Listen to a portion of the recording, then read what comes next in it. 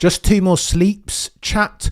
2 more until we get ourselves some racing proper. The first one of 2025 at the Australian Grand Prix, and I am here for it. But between now and then, there are some things that we need to talk about. First topic on the docket. Remember McLaren during testing, doing the human shield, erecting the human Berlin Wall between their car and the world's paparazzi and press and media. So many F1 community members were saying, what's going on there? What are they hiding, particularly around their brake duct? Well, we see now that something was afoot, that they had something very secretive. These pictures courtesy of the legend that is Toby Gruner. What is going on there, chat? Apparently, that groove that's ejecting heat outwards to the tyres is set to do just that. Reuse the heated air from the brakes to get some front tyre temperature in. Oh, the humanity. It looks sexy, I will tell you that. My very noddy B-spec brain can't compute what's going on there. But does it look fast? You bet it does. Protesting coming from the likes of the Bulls that are red and Mercedes, surely. Because when somebody gets advantage, that's how it works. Everybody wants to get some of that. McLaren have done something very sexy with their brake that, lest we forget that last year, some of their problems were around getting heat into their tyres. Every single time Lando Norris was racing Max Verstappen on the same piece of tarmac, you'll recall that during the first stint early on, Lando Norris struggled right, but then later on he would always come good. If indeed they solved for that going into 2025, then Houston, we have ourselves a problem as far as McLaren and their durable competitive advantage going forward. But I want to talk about something else. Let's talk about some Sir Lewis Hamilton very quickly, because this is going to get techier than techie things. Permit me my first scorched earth of the 2025 season. What are these numpties doing? Now, I know Sir Lewis Hamilton fan base is not a monolith. I get it. There are reasonable ones, one of which I would contend I am, but there are some numpties too. There are some numpties, some fundamentalists and extremists, some proper morons. What do you mean, Cameron? What are you talking about? You see, every single week before the race, we put up a cheeky poll. Who's going to win and who's going to drop it on the poll? Each and every single time, I base that upon the experts, the odds makers. This week, the odds makers have 4 people as their first, second, third and fourth favourite. Max Verstappen is up there. Lando Norris is your favourite. So too, you have Charles Leclerc. And then in 4th place, you have yourself Oscar Piastri. Cameron, your boy Cameron, puts the poll up. Lewis Hamilton fans en masse. Where's Lewis? I want to vote for Lewis. Where's Lewis? Cameron, you must be a Lewis hater. What do you mean, where's Lewis? Lewis is 12-1. They have Lewis almost 3 times as unlikely to drop it on pole as the 4th place man, Oscar Jack Piastri, and you can only have 4 people in their votes. What are we doing, chat? This makes no sense. I desperately want for Lewis Hamilton to win an unprecedented 8th, despite what the naysayers will have you believe. But for this, what we will never do is sacrifice truth, value and objectivity at the altar of partisanship or of any other cognitive dissonance worthy of the moniker. What are we doing here? You guys have heard me say what I don't want to do desperately is sacrifice those aforementioned truth, value at the altar of bloody wishful thinking.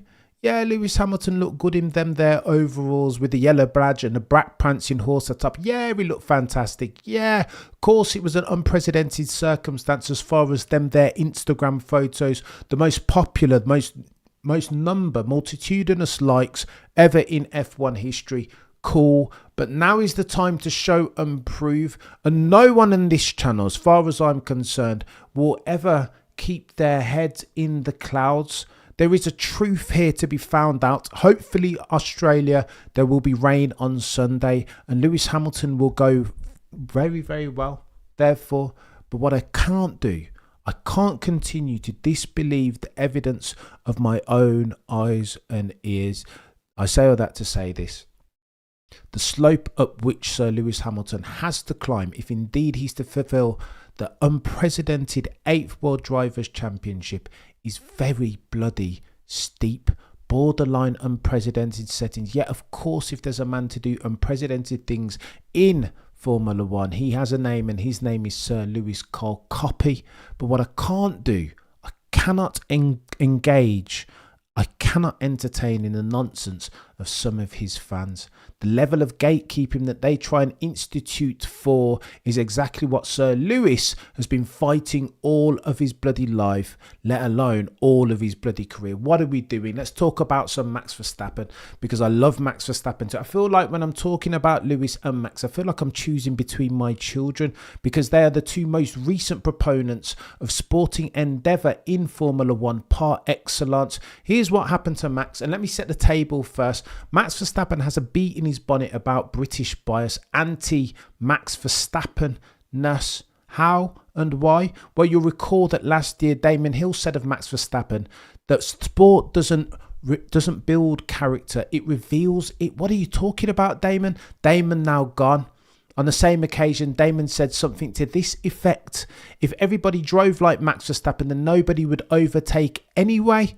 That Max Verstappen utilises dastardly tactics. Some say that it wasn't Damon Hill's whats, it was his hows that ultimately got him kicked out of Sky Sports F1 as a broadcaster. Not too long ago, it was Ted Kravitz on the Sky F1 broadcast talking all sorts of stuff about 2021, getting therefore embargoed by the bulls that are red.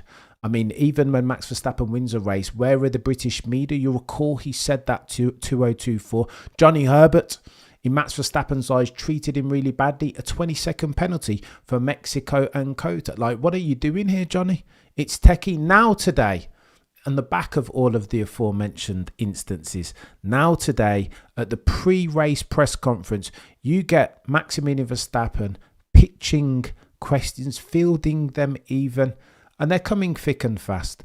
Craig Slater of Sky Sports F1 picks up the mic and says something to this effect: Max, you were heard in Dutch press saying that you don't think you've got a chance of winning the Australian Grand Prix. Why was that, Craig said? Is it because of McLaren and their dominance, or is it something that's track specific? You've broken the golden rule, Craig Slater. If indeed you've got a prickly, for some say soon to be 5-time champion in Maximilian Verstappen, don't give him the answer to the question, because what's the point already? You know who Max is. Max doesn't want to be in any press conference. He doesn't want to be doing all of the sponsorship duties, for he is nothing if not an F1 driver. Therefore, he just wants to get in the car and drive. He only does these things because it's an A to B, a prerequisite. That's a hurdle over which he needs to jump to be able to get in the car and race on a Sunday and qualify on a Saturday. Craig Slater's made a cardinal sin. He's broken the first rule of responsible reporting. Don't ask a question to which you know the answer already, and if indeed you do know it, don't put it in the bloody question. Therefore, it would be rhetorical. What's the point, Craig? And of course, Max Verstappen seizes on that and he says, Craig, what are you on about here, mate? Well, you've already said the answer in the question.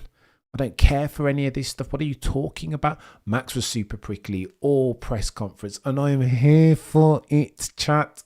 I cannot lie. I love the zest with which Max deals with press. I love it each and every single time.